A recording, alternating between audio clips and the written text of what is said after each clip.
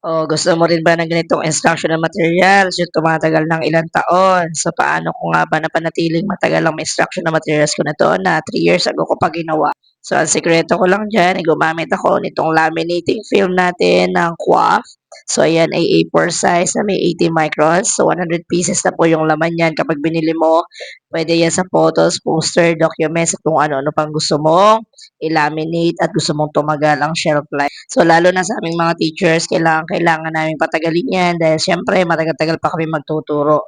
So, ayan nga at ginagawa na natin yung poster ng early registration. So, taon-taon na ginagamitan ko 'yan ng laminating film para kahit iyan ay i-post ko doon sa gate ay hindi iyan po malulusaw ng tubig kahit umulan.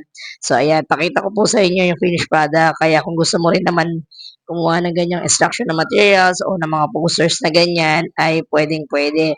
So, ginamit ko lang diyan ang laminating machine natin, pero kung wala kang laminating machine, yung iba gumagamit lang ng plancha para iyan po ay ma-laminate.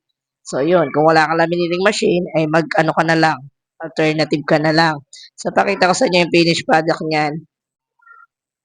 So, ayan, nakagawa na tayo ng poster ng early registration. Kaya kung gusto mo rin ng ganyan, ay mamili ka na ng laminating